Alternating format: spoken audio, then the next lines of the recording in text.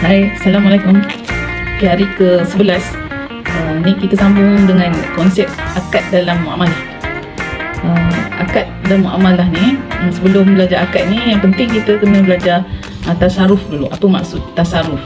Tasarruf ni akan biasa akan diulang-ulang lah perkataan ni.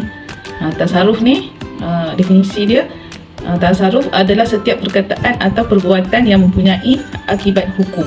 Maksudnya apa yang kita cakap atau apa yang kita buat tu dia akan menyebabkan akibat hukum. Contohnya kalau pernah dengar, kalau kita nikah, kalau cakap betul-betul atau main-main pun dia akan jadi juga kan, ataupun kita cerai kan, sebut perkataan cerai, aku ceraikan isteri aku ceraikan kau isteri, ni something lah. So itu pun terjatuh juga.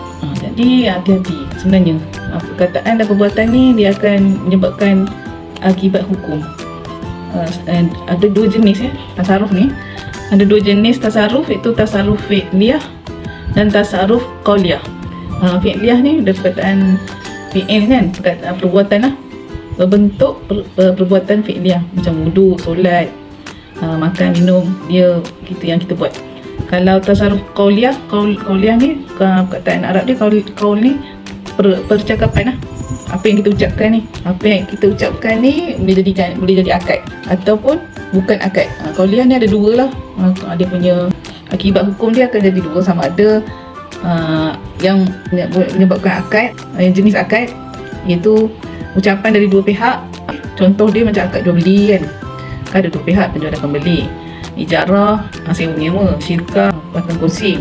Jadi kena ada dua pihak yang berakad. Tu nama dia akad lah. Kalau bukan akad, dia sebelah pihak je, ucapan dari satu pihak saja. Contoh menjatuhkan talak, pengakuan hawalah tu penjamin lah, wasiat atau faraid. Yang tu tidak memerlukan kedua belah pihak berakad. Cuma kalau macam penjamin tu dia perlu satu ikrar saja, ikrar dari satu pihak. Hukum ni daripada surah Al-Jasiyah kan, ayat yang ke-18. Kemudian kami menjadikan kamu berada di atas suatu syariat, iaitu peraturan, dari urusan kehidupan itu. Maka ikutilah syariat itu dan janganlah kamu ikut hawa nafsu orang-orang yang tidak mengetahui. Allah dah gariskan syariat ni dalam Al-Quran, dalam kehidupan kita daripada bangun tidur sampai ke membangun negara kan. So dia kata ikutlah syariat itu. Jangan ikut hawa nafsu orang yang tidak mengetahui. Orang nak ikut nafsu, kalau nafsu memang dia tak tahulah, ikut dia punya logik akal ataupun dia punya fikiran, perasaan semua kan. Siapa yang lebih mendapat tu selalu bias lah, siapa yang buat hukum tu. So itulah Allah yang maha adil, dia buat hukum tu untuk manusia, tak kira kau di atas atau di bawah kan. Hukum syariat dia punya definisi dia, seruan atau firman dari asyari Allah yang terkait dengan perbuatan hamba, baik berupa tuntutan, pemberian pilihan atau penetapan sesuatu sebagai pengatur hukum. Jadi semalam dah cakap dah ni pasal ni kan, Allah sebagai asyari, pembuat hukum tu yang terkait dengan perbuatan hamba tu, ada di dalam Al-Quran, digali daripada nas Al-Quran, hadis ataupun inilah para mujtahid yang gali kan, merupakan tuntutan pilihan yang kata hukum wadi, hukum taklifi dengan hukum wadi semua kan. Syariat terbagi kepada dua. Hukum syariat tu peraturan Islam lah, peraturan Islam terbagi kepada dua, iaitu hukum taklifi. Hukum taklifi ni biasa kita dengar lah, wajib, sunnah, mubah, makruh, haram tu kan. Yang mengatur ni secara langsung lah. Kalau contoh solat tu wajib tak? Wajib bagi yang balik dah kan. Tapi hukum yang ni dia direct lah. Kalau hukum wadi ni dia indirect. Indirect tu maksudnya ada 5 juga hukum yang mengatur hukum taklifi ni pula. Macam taklif ni solat tadi kan, kata bukan boleh main solat je, kena tengok waktu dulu. Lepas tu syarat dia kena ambil wuduk dulu kan. Lepas tu kalau haid maniak, tak boleh solat lah, dilarang lah solat. Kalau kita jalan jauh, dia ada rusuh dia untuk kita kasar jamak kan. Lepas tu ada lesah batal fasad dia, kita belajar kan sah dia macam mana, ikut rukun lah. Kalau batal tu mungkin kita dah terbuang air kecil ke, terketut ke apa. Lepas tu fasad tak adalah, fasad dalam muamalah ada. Kalau ibadah hanya sah dengan batal saja. Hukum wadi ni ada 5 tadi, iaitu nombor 1 sebab kamu kena wajib solat kan. Yang kedua ialah syarat tu kena ambil wuduk ke, kena jadi ikut syarat yang menyebabkan masuknya waktu kan. Kalau manik, nombor 3 manik, nombor 4 azimah rusak, kelima sah batal fasad. So recap ni semalam lah tu. Sah tu kalau dalam bahasa Inggeris cakap accepted lah kan, benda sesuatu akad tu kata sah, sah, accepted ataupun approve. Selalu kita dengar sah kalau dalam orang sejak kata nikah kan, dia akan cakap sah. Tapi dalam muamalah ni tak adalah orang lain cakap sah pun tak. Cuma kita kena belajar tahulah yang antara dua pihak yang bermuamalah tu, dia yang kena tahulah yang dia buat transaksi tu sah ke tak sah. Jadi kita kena tahu, kena belajar kan. Sah tu accepted, kalau batal denied. Kalau fasad ni kalau kita cakap bahasa Inggeris not accepted yet, sebab dia ada cacat rosak sikit dalam rukun tu, mungkin tak cukup, syarat dia tak cukup, ataupun ada yang syarat yang mengikat pula ke kan. Contoh kalau dia kata saya nak jual lah motor ni tapi jangan jual lagi kat orang lain, macam tu kan. Tak boleh, itu tak boleh. Syarat yang kata jangan jual pada orang lain balik tu, itu fasad, kena buangkan. Fasad ni kalau kita buangkan yang syarat klausa yang tu, dia akan jadi okey balik. Sebab tu muamalah ni ada fasad. Kalau ibadah tak ada, ibadah dia ada 2 je kan, kau kena buat balik. Konsep akad ni dia daripada yang surah An-Nisa ayat 29 tu kan. Wahai orang yang beriman, janganlah kamu saling memakan harta di antara kamu dengan cara yang batil, kecuali melalui perdagangan perniagaan secara saling redha di antara kamu, dan janganlah kamu membunuh dirimu, sesungguhnya Allah adalah Maha sayang kepadamu. Yang ni dia tarik hukum daripada sini. Selalu kita cakap kalau berniaga ni dia akan tekankan yang saling redha tu je, saling redha. Kau buatlah asalkan saling redha. Tapi kalau Allah dekat sini Allah cakap ada lagi lain-lain kriteria kat sini kan. Contohnya kat sini melalui perdagangan kan, bukan melalui tabaruk. Tabaruk tu sosial kebajikan. Sosial kebajikan maksudnya akad ni ada 2 jenis pula nanti. Jenis akad yang boleh dijual beli macam tijarah tu akad perniagaan. Bukan semua akad ni boleh dijual beli. Ada akad tabaruk sosial kebajikan. Allah dah kategorikan mana akad untuk kau boleh jual beli dapat untung. Ada lagi satu nama dia tabaruk, akad sosial kebajikan. Itu kau jangan ambil, haram lah ambil untung kat situ. Contohnya akad court pinjaman. Kalau kau meminjam ada tambahan, itu riba kan. Kalau akad macam kafalah macam kita nak menolong orang, lepas tu kita ambil untung atas penjaminan kita kan. Atas penjaminan kita tu kita ambil untung pula. Itu dalam bab, sebenarnya dah masuk dalam insurans kan. Lepas tu banyak lagi lah bab. Kalau kita tahu akad ni sebenarnya akad bukan perniagaan ni sebenarnya akad tabaruk, kebajikan sosial. Kalau kita tak tahu, kita mix dalam benda tu kan. Ada yang tabaruk kita buat perniagaan kita buat sosial. Jadi kat situ tu dah campur dekat situ kan. Jadi Allah kata jangan kamu makan harta antara kamu, saling mengambil harta antara kamu. Dia tak bagi kan. Kau nak ambil harta orang dengan cara jalan yang bukan jalan dia kan. Lepas tu dia kata jangan dengan cara yang batil tu tak boleh, kecuali melalui perdagangan, jangan melalui kebajikan. Lepas tu saling redha lah, bukan paksa kan. Paksa di antara kamu dan dengan kamu bunuh diri. Pasal duit-duit ni macam-macam boleh terjadi kan. Ada yang bunuh diri, ada yang membunuh kan, ada yang macam lah kes yang pasal duit pasal. Okey, lepas tu akad ni fungsi akad ni lah ialah untuk mengekspresi keredaan hati lah. Sebab kalau pakai hati je kan, niat-niat je, aku nak beli tapi tak cakap aku nak beli ke apa kan, dia tak ada dalam hati je, tak boleh. Dia kena ada ucapan atau perbuatan tadi tu lah. Dah hanya diketahui oleh orang yang bersangkutan lah, orang yang transaksi 2 orang tu je lah yang tahu. Keredaan itu perlu diungkapkan tadi lah, supaya orang tahu mengapa perkara niat atau hati tidak dihukumi dalam muamalah. Cakap aku tak nak masuk tu tapi dia aku tak setuju tapi dia bayar. Macam mana? Kau setuju lah kan sebab kau bayar. Akad itu sudah sah dengan adanya akad yang sah, bukan mengenai niat yang pada muamalah ni. So kena tadi tu, sebab tu tasarruf tu mula kita cakap tadi kan, melalui percakapan ataupun perbuatan. Pengertian akad. Akad tu dalam perkataan bahasa dia ikatan. ikatan. Tu dia pengukuhan lah, dia mengikatkan dua tali, ikat simpulan ni. So bila ada akad ni, dia mengikat lah kedua pihak tu. Jadi tak boleh lari lah kan. Dia ada situ ada macam kontrak lah kan. Definisi akad ni, takrif dia menurut istilah syariah, ikatan ijab dan kabul yang sesuai hukum syariah yang menimbulkan akibat hukum pada objek akad. Al-aqdu huwa ijabun biqabulin ala wajhi masyru'in yazharu asaruhu fi mahalli. Ikatan ijab kabul ni yang sesuai syariah, tadi kita belajar kan, dia akan menimbulkan akibat hukum pada objek akad tu. Objek akad tu dah berpindah lah kan, berpindah daripada pelaku akad. Rukun johli dia ada 3. Pelaku akad ni penjual dan pembeli. Itu penjual dan pembeli ni membawa objek akad. Itu rukun kedua, objek akad. Lepas yang ketiga, ijab kabul. Objek akad ni, penjual bawa apa? Bawa barang. Kalau pembeli bawa bayaran. Jadi dia tukar kat situ. Dia tukar situ. Dia tawarkan ijab, sampai tawarkan, lepas tu kabul, sampai yang terima. Jadi terjual lah. Terjadi transaksi. Dan bertukar lah objek akad masing-masing kan. So, itu je lah dia punya sebenarnya. Sangat simple kan. Tapi kalau contoh, kalau akad yang batil, akad batil tu contoh lisi kan, sewa beli. Akad sewa beli, sewa dia punya konsekuensi milikan tu tidak bertukar. Dia hanya manfaat dia macam sewa, kalau sewa motor kan. Sewa motor pinjam, maksudnya dia pulang balik motor tu. Kalau beli walaupun kredit, bila habis je akad tu, dah dia punya pula, dah bertukar dah.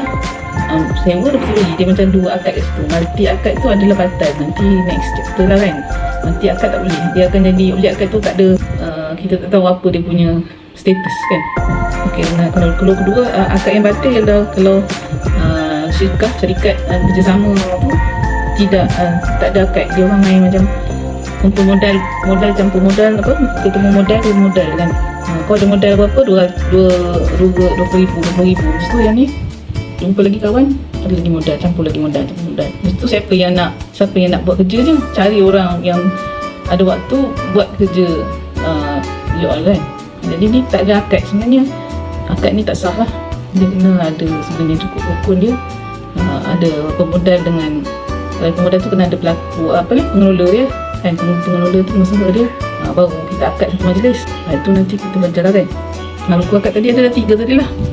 Dua pihak yang berakad tu, nombor 1 al-aqidani, pelaku akad. Nombor 2 mahalul akad, objek akad. Nombor 3 ialah sirat tu ijab dan kabul. Itu dia punya rukun akad lah. Selalu minimum 3 lah. Kalau kebanyakan 3 akad tu lah minimum. Syarat akad pula, syarat akad ni syarat syar'i, syarat ditetapkan oleh dalil lah. Nanti belajar lah kan macam apa dia punya syarat-syarat dia. Ada lagi satu pula syarat yang ja'li tu yang ditetapkan sendiri oleh pihak-pihak yang berakad. Contoh kalau syarat ja'li tu macam orang yang ambil pekerja kan, pekerja tu dia ada cakap pasal waktu kerja, uniform ke, tempat apa kerja tu kan. Itu syarat ja'li tu dia masukkan oleh pihak-pihak yang berkenaan lah. Tapi itu boleh je kalau tidak melanggar syarat syariat lah. Dalam bukan benda yang haram lah, maksudnya pakai baju kena pakai baju yang buka aurat ke, itu tak boleh lah masuk. Okey, kaedah fikih mengenai syarat ja'li. Hukum asal membuat syarat-syarat ja'li adalah dalam muamalah adalah boleh. Itulah kecuali benda yang mengharamkan yang halal atau menghalalkan yang haram. Kita kena tahu jugalah. Asalkan kedua yang kalau okey, dua-dua sepakat, okey, yang benda tu tak ada masalah. Syarat ja'li yang batin tadi tu lah kan, tak menutup aurat ataupun tak boleh solat. Masuk kerja ni kat sini tak boleh solat kan. Dan tadi kata akad yang sah, ada akad batal, ada akad fasad kan. Ada 3 jenis akad tu. Sebab tu kita nak belajar ni, sebab kita nak tahu akad kita, akad yang sah lah. Kalau akad sah tu maknanya dia rukun-rukun yang tadi tu dengan syarat tu semua okey lah, tik semua kan. Sah, approve lah orang cakap. Kalau akad batal, rukun dia dalam tu, rukun dia ada yang tak cukup lah kan. Fasad pula tadi, fasad tu cukup, rukun tu cukup, tapi ada syarat-syarat yang tambah-tambahan tu yang mengikat pula kan tadi kan. Kalau kau beli motor aku tak boleh jual balik, macam tu lah.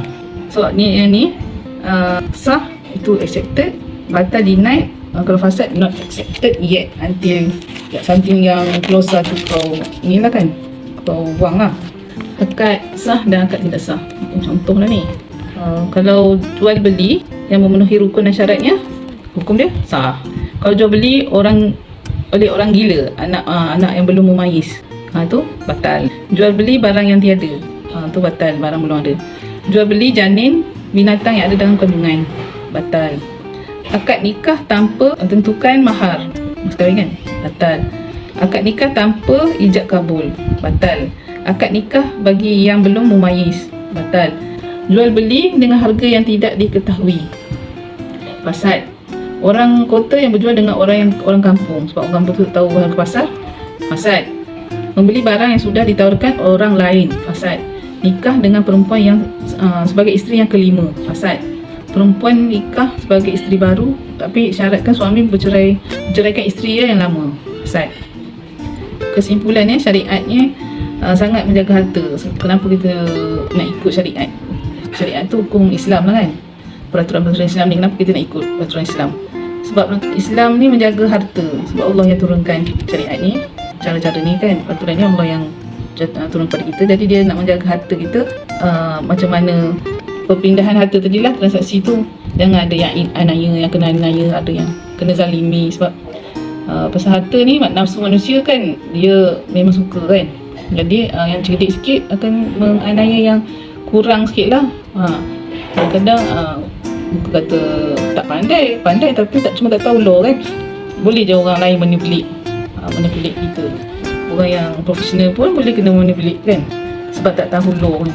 Nombor 2, hukum syariah dalam fiqh muamalah.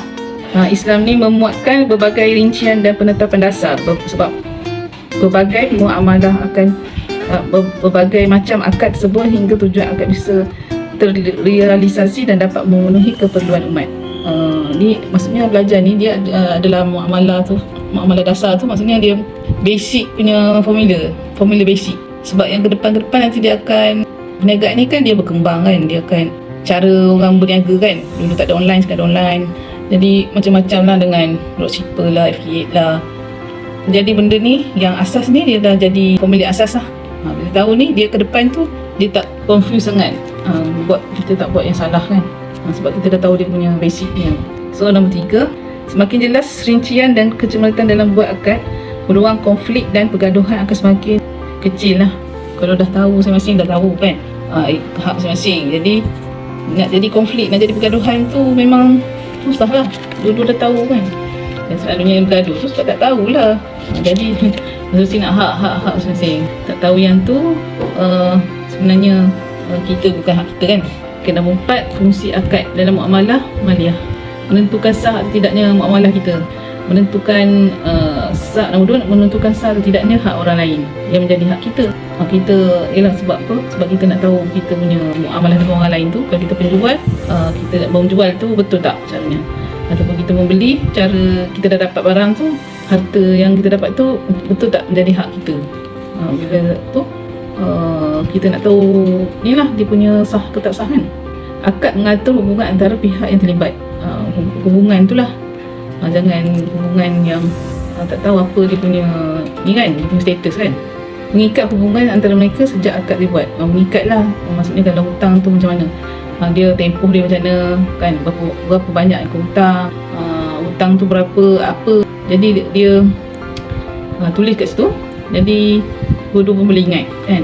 Jadi dia mengikat lah benda tu, mengikat. Dan yang seterusnya, kalau akad yang kita buat tu batal pula, tidak sah kan, batal. So dia punya impact dia tu, nombor 1, kita menyepakati akad batil lah. Loan tambah dengan interest kan. Kita loan betul tambah interest. Kita menyepakati akad yang tak sah. Yang kedua, menjalankan akad batil tu. Akad batil tu batal lah. Menjalankan pula kan. Lepas tu kita menerima pula hasil harta yang batil tu. Nombor 4, kita manfaat pula kan hasil tu. So kelima, kita mentransaksikan harta tu. Semuanya benda ni tak sah. Dia memang kalau pelanggaran syariah tu kita dapat dosa lah kan.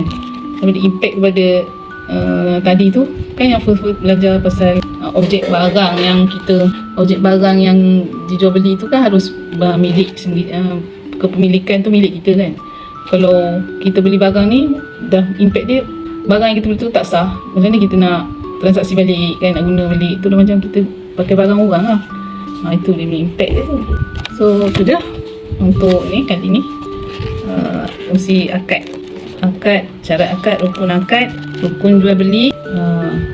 Kalau rukun jual beli ni nanti ada lagi dia punya dalam bab jual beli tu, dia ada detail sikit lah kan. Apa syarat untuk pelaku akad ni, syarat dia apa, untuk objek akad syarat dia apa, kejap gabung syarat dia apa, ada lagi detail lah dalam bab jual beli kan. So ini yang penting ni, nak konsep akad ni penting untuk ni lah tadi. Jadi ingat kita yang nikah tu je lah kan. Kenapa itu je tinggal kita apa, peduli nak benda tu nak sah. Sebab apa kita nak sahkan perkahwinan tu supaya sah kan, supaya tidak terjadi batal. Bila terjadi batal nanti apa je dalam selepas berumah tangga tu, apa je aktiviti dalam selepas rumah tangga tu nanti haram pula kan.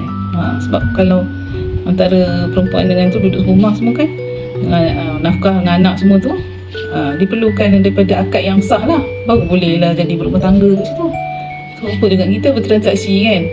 Sebab apa kita awal-awal tu akad kita, transaksi tu kita kena make sure sah kan. Untuk selepas tu impact dia lepas tu lah, kita nak benda tu sah di mata Allah lah. Itu konsep akad dalam muamalah. Ingat tasarruf tadi, perkataan dan perbuatan yang menyebabkan akibat hukum. Tasarruf tu tadi dua kan, tasarruf fi'liyah dengan qauliyah. Sebenarnya tasarruf ni, transaksi ni selalunya dia macam jual beli tu tak pakai mulut je boleh boleh sah lah. Macam akad nikah tu sebenarnya kalau pakai mulut tu kan, kita berakad kan pakai mulut, ucapan semua. Walaupun kita punya sertifikat tu belum siap lagi, sebenarnya kita punya akad tu dah sah lah. Dah jadi dah tu, dah kahwin dah tu kan. Walaupun nanti mungkin 3 hari baru siap kan. Apa juga dengan muamalah ni, walaupun dengan ucapan tu dah terjadi dah dia punya akad tu, transaksi tu dah berpindah milik kan objek akad.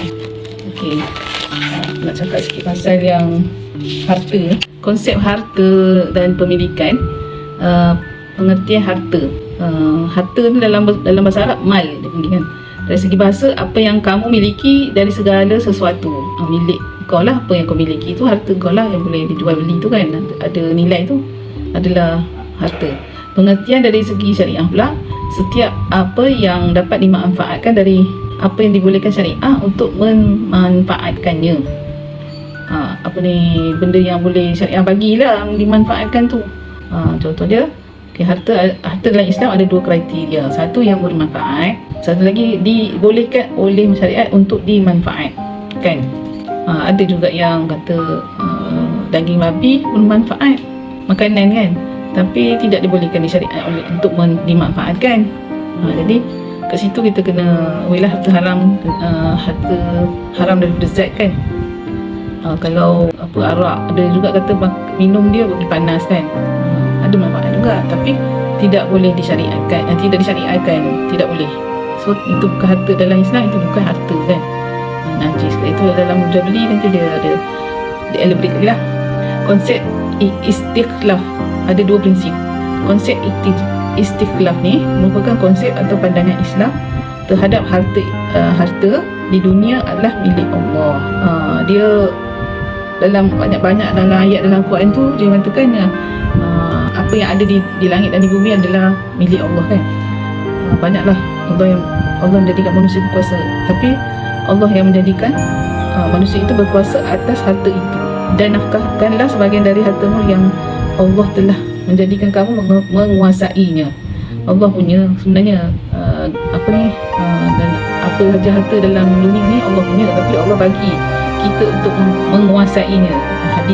Surah Al-Hadid 57 ayat 7. Implikasi dari konsep istikhlaf ni berarti segala peraturan urusan harta ni wajib tunduk kepada hukum Allah, undang-undang Islam sahaja. Yang ni jadi Allah tu, yang tadi tu lah Allah kata, Allah banyak kali cakap langit dan bumi ni apa yang ada tu Allah punya kan. Yalah memang pun Allah punya pun, kita ni pun Allah punya juga kan. Kalau tak ada otak, tak ada tangan kita pun tak boleh nak jadi kerja. Jadi semua barang dalam dunia ni adalah milik Allah. Jadi tapi Allah bagi kita memiliki tu, macam mana nak cara memiliki tu dalam tadi tu lah yang akad tu kan. Macam mana kamu nak saling saling memakan harta tu dengan cara yang betul, bukan cara yang batil. Jadi orang boleh membunuh-bunuh dah pasal harta kan. Dan apa jua yang kamu selisihkan, hukum pemutusnya terserahlah kepada Allah. Tiada Tuhan selain Allah, dan siapa yang boleh buat hukum lebih baik daripada Allah. Kalau Asyura ayat 42-10 ni, dan apa jua yang kamu selisihkan, hukum pemutusnya terserah kepada Allah. Tiada Tuhan selain Allah. So benda yang apa yang kamu selisihkan kan, manusia kan macam-macam dia punya tak sama lah fikiran ni kan. Selisih tak ada rasa tak puas hati ke, apa yang rasa selisih tu, gaduh tu, tengok balik apa yang Allah cakap dalam Quran dan apa yang Nabi buat kan. Itu je, simple je. Kalau tak ikut tu dua tu yang kita akan create macam ni, create lagi, nak untung lagi, create lagi, dan jadi dia makin jauh lah. Ayat Al-Ma'idah 50, dan siapa yang boleh membuat hukum lebih baik daripada Allah. Allah tanya siapa yang boleh buat hukum lebih baik daripada Allah. Mana kita tahu kan, hukum ni macam perniagaan. Allah kata Allah halalkan niagaan dan haramkan riba. Tapi bagi dia orang punya fikiran macam sama je, kau dapat untung yang sama je. Jual kurma 10 kilo dapat 100 lah, jangan RM100 ke RM1. Dengan kau bagi pinjam RM100 tapi dapat untung lebih sikit.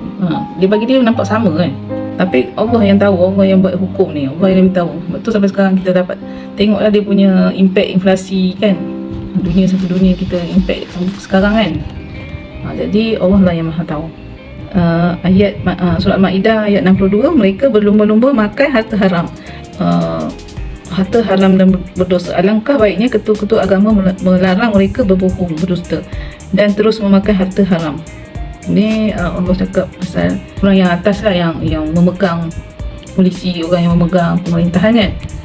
Orang-orang atas yang berkuasa tu, dia berlumba-lumba makan harta haram dan berdosa. Alangkah baiknya kalau ketua agama melarang mereka berbohong, dusta. Sebab kalau kerajaan dah buat satu undang-undang kan, tapi kita diam, maksudnya kita orang yang beragama ni, yang pandai tu, kalau diam tu maksudnya Allah macam tak suka lah kan. Allah cakap alangkah baiknya kan kalau kita bagi tahu benda ni dosa, benda ni haram, ni tak betul kan, akad ni tak cukup, syarat kita yang belajar sikit-sikit ni kita beritahu lah kan. Jadi janganlah diam. Allah kata macam tu, jangan diam sebenarnya. Pengertian pemilikan menurut istilah, itu izin daripada asyari Allah pembuat hukum untuk memanfaatkan sesuatu benda. Izin ni hukum syariat lah, asyari tu Allah, benda tu sesuatu yang dimanfaatkan. So pengertian kepemilikan ni hubungan syariah antara manusia dengan sesuatu harta yang memberikan hak mutlak kepada orang itu melakukan pemanfaat tasarruf atas sesuatu itu dan mencegah orang lain untuk memanfaatkannya. Ada izin daripada Allah ni kan, yang belajar akad tu. So harta yang kita dah dapat melalui jalan yang sah tu, dengan akad yang sah tu, kita boleh dah melakukan, kita boleh tasarrufkan, kita boleh dah buat apa-apa, dan orang lain pun tak boleh dah manfaatkan harta kita pula. Itu cerita dia kan. Jadi itu kepemilikan, pengertian kepemilikan. Okay, ada dalam Islam ada 3 kepemilikan. Sebenarnya dia bagi kepada 3 kategori dalam Islam ni. Kalau sekarang ni tak ada kategori. Dia macam siapa cepat kau dapat, siapa kuat kau conquer lah kan, siapa cepat dia dapat macam tu lah. Tapi kalau dalam Islam, Allah dah siap-siap bagi 3 lah. Satu, kepemilikan individu, milik individu lah, perseorangan. Yang kedua, kepemilikan umum, ramai-ramai lah, kita rakyat-rakyat semua kan. Yang ketiga je kepemilikan negara. So ada 3 sebenarnya. Kalau kepemilikan individu ni, contoh dia macam kita beli kereta, rumah, tanah, semua tu lah benda-benda milik kita kan, akad tadi kan. Itu milik individu. Kalau pemilikan umum ni, Allah dah beritahu dah, dalam yang digali tu dia dapat contoh dia, kaum muslimin bersyarikat dalam 3 hal, iaitu air, api dan energi. Padang rumput, contoh dia air, api, energi, padang rumput. hutan, sungai, laut, pantai, bahan galian. Semua barang-barang dalam tanah tu kan, harta-harta tu dalam tanah tu, macam minyak ke, galian-galian ke, pasir, semua tu adalah milik rakyat. Allah dah bagi, itu milik rakyat. Tidak boleh dia ambil untung kat situ, tidak boleh jual beli kat situ, tidak boleh kutip tol ataupun cukai pun, sebab jalan milik rakyat. Kalau kita kutip tol tu, kita sebenarnya negara yang yang harus bayar daripada barang-barang macam contohnya ada minyak ke, galian-galian dalam tanah ni, yang menguruskan tu negara, tapi dia tak boleh bagi kepada individu. Dia tak boleh bagi individu ambil lah benda tu. Sebenarnya itu milik rakyat, dia boleh kelola kan, dia kelola lepas tu jual duit tu bagi kat rakyat balik. Itu konsep dia. Kalau kita bagi dekat konsesi ABC kan, so dia punya tak boleh lah benda orang lain ni milik rakyat kau bagi pada individu. Tu yang individu kan makin kaya, dan rakyat makin miskin kan, sebab ambil milik rakyat punya. So tu kena betul kan daripada awal lah tu. So daripada ketiga ialah kepemilikan negara. Kepemilikan negara ni dia ada 12 cara lah, 12 kategori macam mana pemilik negara nak dapat income kan. Daripada sebenarnya ada 12. Bukan kalau kita sekarang kapitalis, dia satu je, cukai je, itu je dia fikiran dia. Sebenarnya kalau ikutkan, cukai tu diharamkan dalam negara, kecuali ini ada kecuali memang kosong langsung dalam dalam kita punya akaun negara kita. Lepas tu ada musibah besar-besaran lah macam tu, kita kena kutip duit cukai. Cukai tu dikutip oleh orang-orang lelaki yang kaya dan Muslim saja, dan waktu tempoh yang tertentu saja. Bukannya terus menerus kita kutip cukai yang macam sekarang kan. Itu konsep yang salah lah. Itu bab politik Islam lah kan. Jadi tu 12 jenis income negara ni, contoh dia lah: jizyah, ghanimah, kharaj, fa'i, dan lain-lain lah. Itu masuk, tu kena bab lain pula. Jadi sebenarnya tak ada kata tak ada sumber apa kan, tak ada sumber. Sebenarnya ada banyak sumber, Allah dah bagi tahu dah macam mana nak dapat sumber tu. Zaman dulu macam mana negara-negara Islam boleh kembang kan, dengan ni dengan metod ni zakat pun tak berapa banyak sangat sebenarnya dalam zakat untuk negara tu. Zakat tu bukan benda yang utama lah untuk menaikkan, untuk kontrol negara, macam untuk menguruskan negara. Zakat tu hanya sikit kecil je. Yang penting yang lain-lain tu sebenarnya. Itu sikitlah pembukaan untuk politik ekonomi Islam ni, pembangunan politik ekonomi Islam. 3 kepemilikan. Sebenarnya seronok juga belajar ni kan, baru kita tahu sebenarnya macam ada metod sebenarnya nak membangun negara. Kita pun tak tahu kan. Ada 8 lapis untuk hukum, untuk untuk kita berniaga ni kan, perdagangan ni kan. Dia ada 8 lapis hukum. Kalau yang minat untuk sambung lagi, boleh kita nanti kali lah kan. Jadi ni sebenarnya dah tersusun rapi, kita je tak tahu dia punya ilmu, dia punya harta karun dalam Islam ni sebenarnya ada, tapi tak didedahkan. Itu yang kita tak tahu, kita ikut kapitalis punya cara kan. So itu dah untuk hari ni sharing. Assalamualaikum.